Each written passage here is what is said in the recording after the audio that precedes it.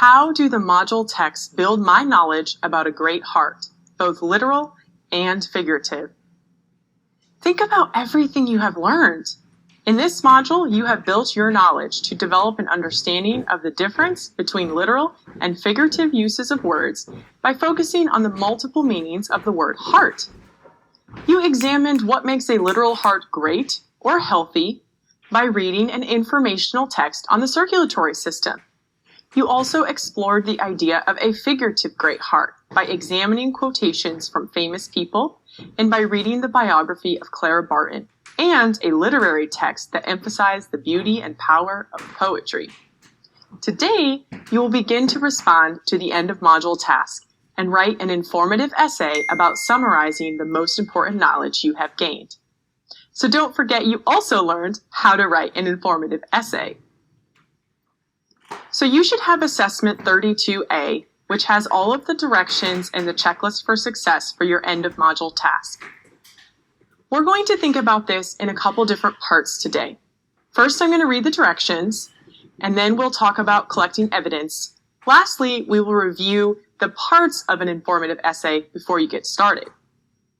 So, the purpose of your end of module task. Follow along as I read. This task will give you the chance to express your understanding of the module's essential question. What does it mean to have a great heart, literally and figuratively? You will demonstrate your ability to bring together your learning in an informative essay that uses text evidence. Introduction. Throughout the module, you have thought about how people show a figurative great heart and what makes a literal great heart. You have studied many texts to learn what makes a great heart. Your task. For others who have studied the topic as you have, write a 4-paragraph informative essay that tells what it means to have a great heart, literally and figuratively. Develop your ideas with evidence from the module's 2 core texts, The Circulatory Story by Mary K. Corcoran and Love That Dog by Sharon Creech, and the evidence organizers, Handout 17A and Handout 29A. So this is a lot of information.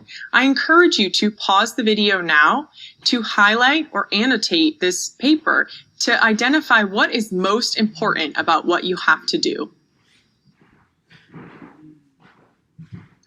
Okay, so to be successful on the end of module task, you really need to be able to answer these 3 questions. What makes a literal great heart? Who shows figurative great heart in Love That Dog? And what text evidence will you use? The work you did in the previous lesson to annotate and gather evidence should help you answer these questions. Right now, I want you to practice answering these questions out loud, okay? So if you can work with a learning partner, that's great. Otherwise, you can just talk to yourself or your pet like I do, okay? But you are going to pause the video to try to answer these questions out loud.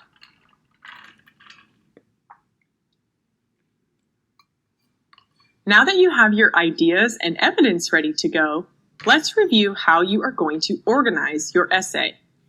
You learned the craft of informative writing throughout this module by studying the painted essay and writing informative paragraphs. You will use these skills to complete this end of module task. Let's review the parts of the painted essay while looking at Handout 32B, your essay planner for the end of module task. This handout has space for you to plan each of these 4 paragraphs: introduction, proof paragraph 1, proof paragraph 2, and conclusion. Remember, your focus is on literal and figurative heart. So your proof paragraph 1 will be on the literal heart, and your proof paragraph 2 will be on the figurative heart. First up is your introduction. Remember, this is where we catch the reader's attention and give some background context. In the essay planner, you have a space for these red items, your hook and then your background. For the hook, you could ask a question, share an interesting detail, or tell a brief story. I like to use questions, so I might say something like, have you ever wondered what people mean when they say, she has a great heart? Then for this introduce background section, I would have to explain how heart can be used in different ways and what literal and figurative mean. Those are things my reader needs to understand to really make sense of my whole essay. Next, we move into our green focus statement. What is our essay about again? Oh, that's right, literal and figurative great heart. So I could say something like great heart can mean a strong, healthy muscle in your body, but it can also mean having a kind, courageous personality. Of course, you can put that into your own words with your own knowledge about great heart, but this sentence frame might help you organize your focus statement.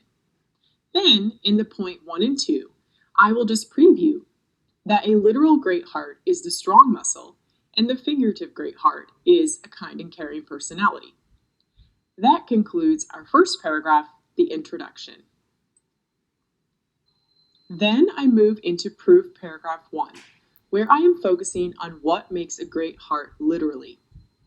First, I will state my main idea about literal great heart. Then I will give evidence, which I collected when I was annotating my evidence organizers and text. Then I elaborate on how that evidence describes great heart. And lastly, I wrap up my paragraph in the concluding statement. If you are still a little unsure how to complete these boxes, let me give you some sentence starters for the most important ones. Remember, I told you evidence is most important. So you could start out your evidence by saying, for example, in the circulatory story, and then share what you learned from that text. Of course, you can have more than one piece of evidence. For the elaboration, you could say this evidence is important because, and then explain how it helps you understand a literal great heart. The second proof paragraph, the blue one, is very similar, except you're going to be talking about the figurative great heart. You can use the same sorts of sentence starters to help you write. You'll be talking about love that dog this time, and again, why the evidence is important. Now, you can use evidence from other sources, but you have to use some evidence from love that dog too, but you could have more than one thing.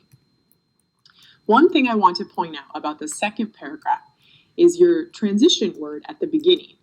In the literal heart paragraph, I started with first. It was my first proof paragraph. On the planner here, there are suggestions for other transition words. I like on the other hand because I'm switching to a different type of heart. So I would say, on the other hand, a figurative great heart is, and continue on with my ideas and evidence.